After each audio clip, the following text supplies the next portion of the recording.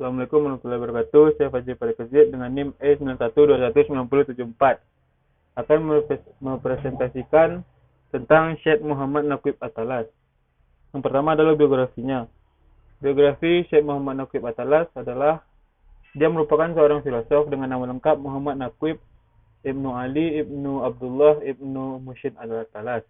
Dia lahir di Bogor, Jawa Barat pada tanggal 5 September tahun 1931. Ibunya bernama Syarifah Rakuan Al-Aidarus yang merupakan masih keturunan bangsawan Bogor dari Sekapura. Sedangkan ayahnya bernama Syekh Ali Al-Talas, masih tergolong bangsawan di Johor, bahkan mendapat gelar Syekh yang dalam tradisi Islam merupakan gelar tersebut merupakan keturunan Nabi. Yang kedua adalah pemikirannya.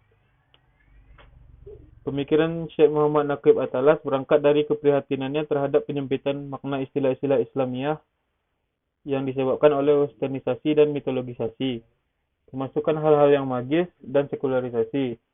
Sebagai jawaban yang mengulang distorsi yang mengembalikannya pada proporsi yang sebenarnya, maka At-Talas memperkenalkan dan mengembangkan proses dewesternisasi dan islamisasi sebagai langkah pada pembangunan awal paradigma pemikiran Islam kontemporer.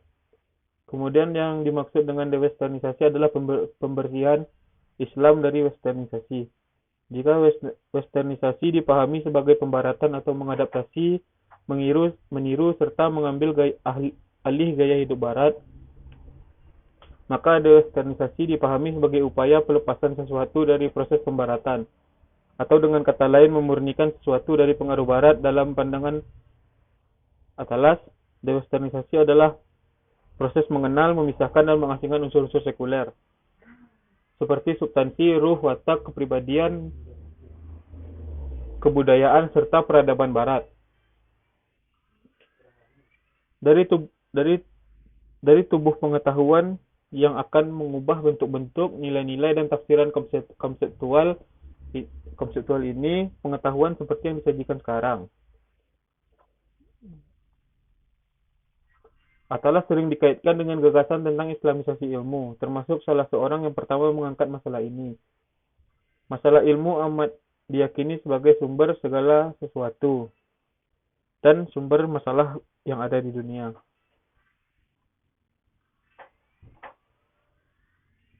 Dan At-Talas juga memiliki pemikiran sendiri tentang epistemologi. Yang pertama adalah epistemologi Islam. Epistemologi Islam menurut At-Talas merupakan dan lebih menekankan pentingnya intuisi dalam perolehan ilmu melalui proses iluminatif. Intuisi yang dijabarkan At-Talas berbeda dengan intuisi yang didefinisikan kebanyakan pemikir-pemikir barat yang hanya menghubungkan intuisi dengan elemen-elemen indrawi, seperti yang dikembangkan oleh pemikir barat yang salah satunya adalah Henry Burson.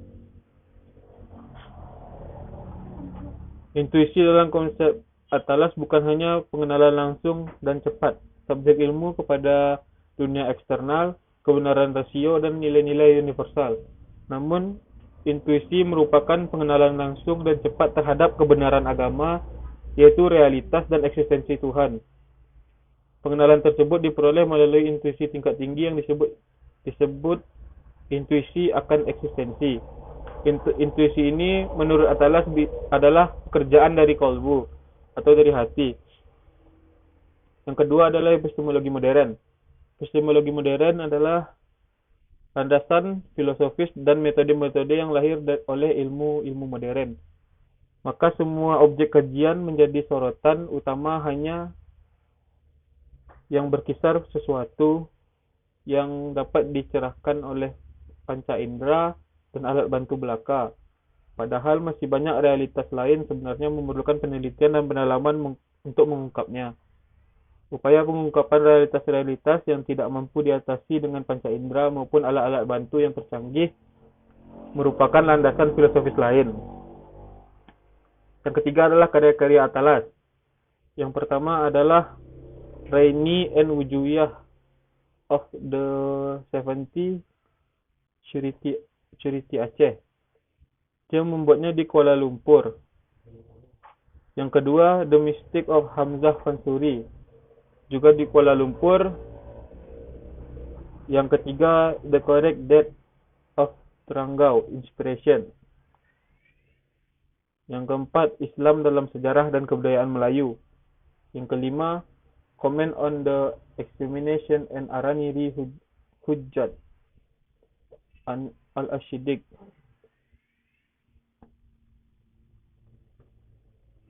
Selanjutnya, Islam and Sekuler. Ketujuh, The Old Snow Malay Manuscript. Yang kedelapan, Prolegomena on the Metaphysics of Islam. Yang kesembilan, Risalah untuk kaum muslimin. Yang kesepuluh, History, Fact and Fiction. Dan mungkin masih banyak lagi yang lainnya. Dan tidak cukup apabila dimasukkan hanya dalam satu ini saja. Dan sekian presentasi ini. Apabila ada kekurangan saya mohon maaf. Assalamualaikum warahmatullahi wabarakatuh.